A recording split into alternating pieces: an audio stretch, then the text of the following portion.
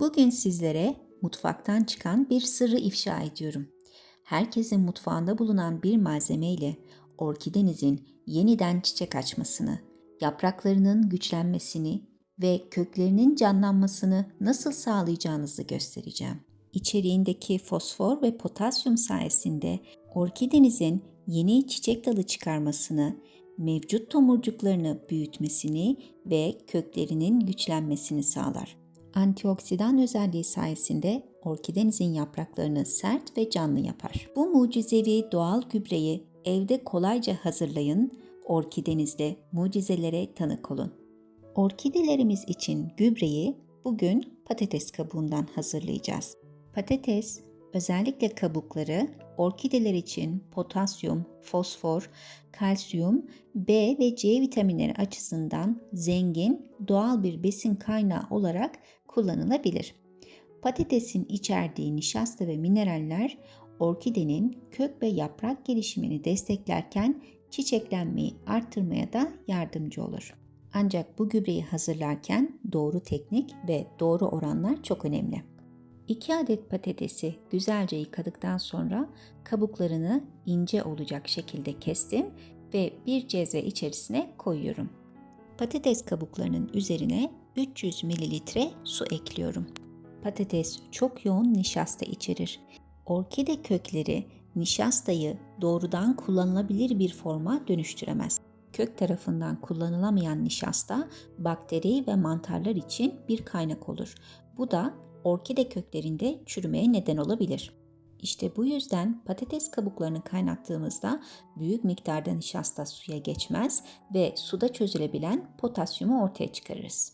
Yani hazırladığımız bu tarif orkideler için patates gübresinin en güvenilir halidir. Bu arada çokça gelen sorulardan biri orkidemin kökleri çekildi, yaprakları yumuşadı. Neden?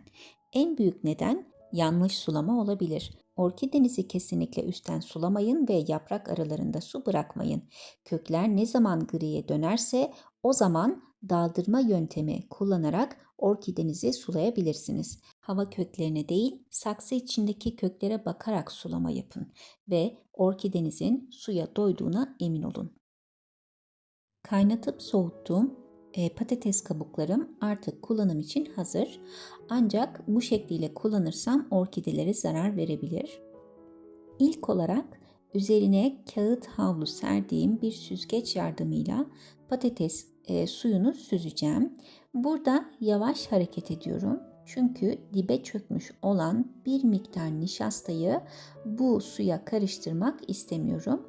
Ve gördüğünüz gibi dipte en son kalan bu kısmı da karışıma eklemeyeceğim. Bunu atacağım. Lütfen her aşamayı takip edin. Patates suyunu asla bu şekliyle kullanmıyoruz, yoksa kökleri yakarsınız. Patates kabuğu gübresinin bir diğer önemli püf noktası gübreyi seyreltmek.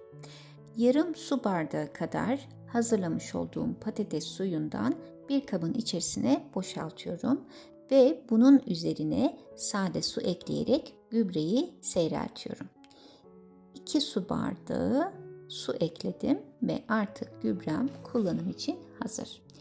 Ayrıca bir sprey şişesine bu karışımdan ekliyorum ve bunu da bir kenara koyuyorum. Orkide köklerinin sağlıklı bir şekilde bu gübreyi alabilmesi için bir ön hazırlık gerekli. Dikkat edin, kökler gri olmalı ve gübreleme öncesinde sade su ile kökleri hafifçe nemlendirmeliyiz. Eğer bunu atlarsanız orkidenizin köklerini yakabilirsiniz. Diğer önemli püf noktası, bir orkidenin çiçek açabilmesi için mutlaka sağlıklı olması, yani hasta olmaması gerekiyor. Orkidelerde böcek kontrolü yapmalısınız. Bunun için patatese ihtiyacınız var. Patatesi ince bir dilim halinde kesin ve bu patates ile orkidenizde görmediğiniz, gözle görülmeyen toprak içerisinde tripsler, kırmızı örümcekler, herhangi bir böcek varsa bunu tespit etmiş olacaksınız. Bir dilim patatesi orkide saksısının üzerine koyun ve bir gece boyunca bekletin. Bir gece sonunda orkide içerisindeki böcekler bu patatese yapışacaklar. Bunu atıp 3 gün boyunca bu işlemi uygulayabilirsiniz.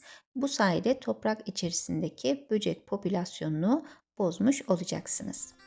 Bir diğer önemli püf nokta orkide yapraklarının sağlıklı olması, yani lekeli olmaması gerekiyor. Orkide yaprakları bize aslında pek çok şey söyler. Mutlaka 15 günde bir yaprak kontrolü yapın. Yaprakların üstlerine ve altlarına iyice bakın. Herhangi bir böcek, lekelenme nokta görüyorsanız bunlar bir hastalık olduğunu gösterir. Hazırlamış olduğumuz patates kabuğu suyu içindeki B ve C vitaminleri sayesinde yaprakların çok daha parlak, sert ve canlı görünmesini sağlar.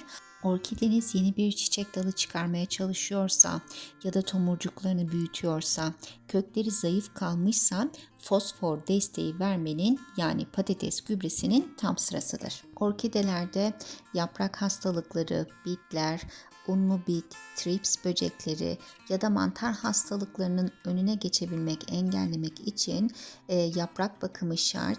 Bakın bu şekilde yaprakların hem üstlerine hem altlarına sıkıyorum ve bir 10 dakika beklettikten sonra önce kuru peçete ile siliyorum ve ardından üzerindeki olabilecek nişasta kalıntılarını da temizlemek için sade su ile yaprakları siliyorum.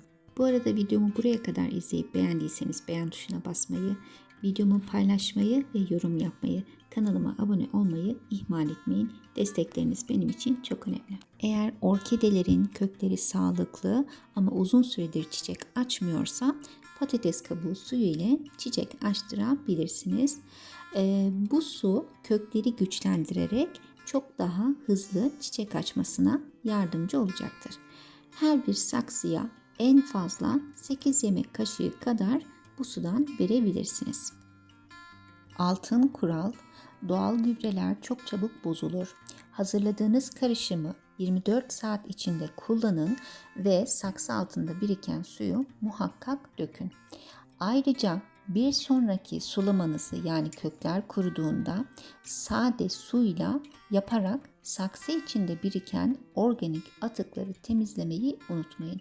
Bu sayede kök sağlığını da korumuş olursunuz. Evet, bugün sizlere patates kabuğuyla harika bir gübre hazırladım. Bunlar benim evde kendi imkanlarımla büyüttüğüm, hiçbir katkı maddesi kullanmadan evdeki doğal malzemelerle yetiştirdiğim orkidelerim. Eğer bunun gibi daha fazla video görmek istiyorsanız kanalıma abone olmayı, videomu beğenmeyi, paylaşmayı ve daha büyük bir aile olmak için katkıda bulunmayı ihmal etmeyin. Bir sonraki videoya kadar hoşça kalın, sevgiyle kalın.